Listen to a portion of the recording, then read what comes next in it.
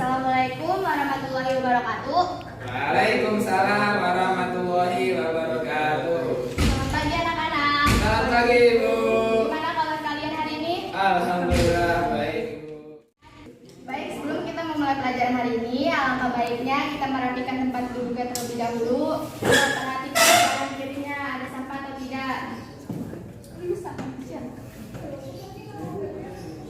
Baik, apakah kalian sudah siap buat belajar hari ini? Siap Ibu. Ibu absen terlebih dahulu ya. Zatunisa, Indah Cahyawati, hadir Bu. Zari Taqwa, Hadir Ibu. Octavian Lang. Hadir Ibu. Untuk pertemuan hari ini, Ibu akan menyampaikan materi tentang syirik. Tujuannya agar kita terhindar dari jalan yang sesat dan tidak menyatukan Allah Subhanahu wa taala. Sebelumnya, apakah ada yang sudah tahu apa itu syirik? Enggak ada yang Belum, tahu. Bu. Baik, Ibu jelaskan ya. Syirik dari segi bahasa artinya mempersekutukan. Sedangkan menurut istilah, syirik adalah perbuatan mempersekutukan Allah dengan sesuatu yang lain. Perbuatan yang seperti apa sih? Seperti menuhankan, menyembah, menaati, atau meminta pertolongan kepada selain Allah. Selanjutnya dilihat dari sifat dan tingkat sanksinya, syirik dibagi menjadi dua, yaitu yang pertama syirik akbar atau syirik besar, dan kedua syirik asghar atau syirik kecil. Syirik besar, syirik yang tidak akan mendapatkan ampunan Allah. Orang yang melakukan syirik besar tidak akan masuk surga untuk selama-lamanya apabila orang tersebut sudah meninggal.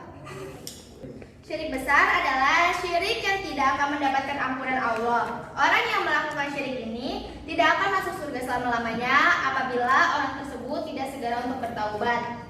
Syirik besar ini terbagi menjadi dua macam, yaitu yang pertama zahirun jali atau tampak nyata, dan batinun kafi atau tersembunyi.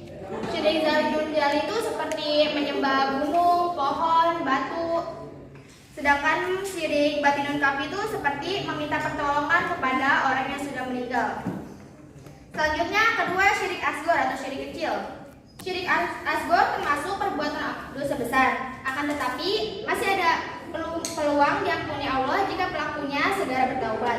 Seorang pelaku syirik agar dikhawatirkan akan meninggal dunia dalam keadaan kufur jika ia tidak segera bertaubat.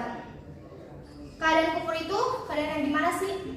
Keadaan mati dalam keadaan buruk. Selanjutnya, contoh perbuatan syirik asghar. Yang pertama, bersumpah kepada selain Allah Subhanahu wa taala, memakai azimat, mantra, sihir, peramalan, dukun, dan riya. Selanjutnya macam-macam syirik. Yang pertama syirik al-ilmi. Syirik yang umumnya terjadi pada ilmuwan. Mereka mengagungkan ilmu terudika. Selanjutnya macam-macam syirik. Yang pertama ada syirik Selanjutnya macam-macam syirik. Yang pertama syirku al-ilmi. Syirik yang umumnya terjadi pada ilmuwan. Mereka mengagungkan ilmu sebagai maha segalanya. Contohnya, mereka mengatakan bahwa manusia berasal dari kerak. Mereka juga percaya bahwa ilmu pengetahuan akhirnya akan dapat menemukan formula agar manusia tidak perlu mengalami mati. Yang kedua, syirku at-tasarruf. Syirik jenis ini pada prinsipnya disadari atau tidak oleh pelakunya, menentang bahwa Allah Maha Kuasa dan segala kendali atas kehidupan manusia berada di tangannya. Mereka percaya adanya selain Allah itu mempunyai kekuasaan. Contohnya, kepercayaan bahwa Nabi Isa anak Tuhan, percaya pada dukun dan tukang sihir. Yang ketiga, syirku al-ibadah. Syirik ini yang menuhankan pikiran, ide-ide, atau fantasi. Mereka hanya percaya pada fakta-fakta konkret yang berasal dari pengalaman lahiriah. Contohnya, seorang ateis memuja ide pengingkaran terhadap Tuhan dalam bentuk kegiatan. Yang terakhir ada syirku al-adah. Syirik ini adalah kepercayaan kepada takhayul. Contohnya seperti percaya bahwa angka 13 itu adalah angka sial, sehingga tidak mau menggunakan angka tersebut. Baik, sampai di sini apakah ada yang ingin ditanyakan? Tidak ada, Bu. Itu udah pertanyaan. Tanyakan? Saya, Bu. Ya, ada. Apa akibat negatif dari perbuatan syirik? Ya, bagus. Jawabannya yang pertama, sulit menerima kebenaran, munculnya perasaan bimbang dan ragu, hanya akan memperoleh kesenangan sementara, dan amalan dan harta yang dinafkahkan sia-sia. Apakah ada yang ditanyakan lagi?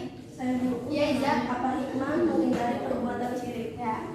Yang pertama, menjadikan manusia memiliki pandangan yang luas, mengangkat manusia ke derajat paling tinggi dan mulia, dan mengalirkan rasa kesederhanaan dan kesejahteraan.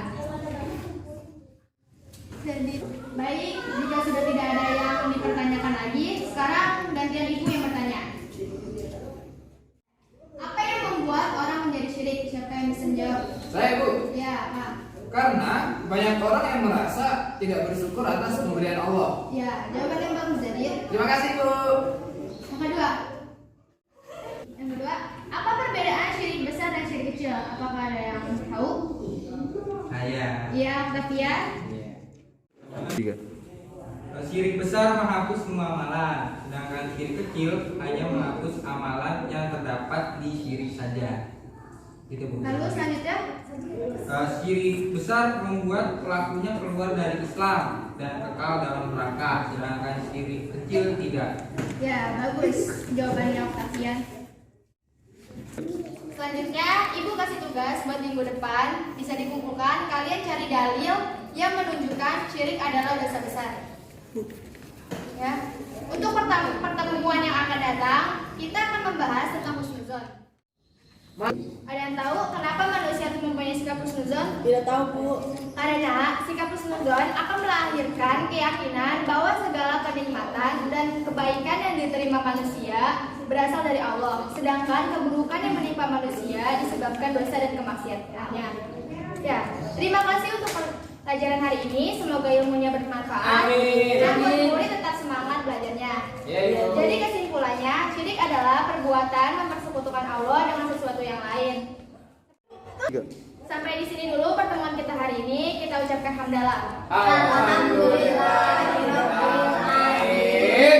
Assalamualaikum warahmatullahi wabarakatuh. Waalaikumsalam.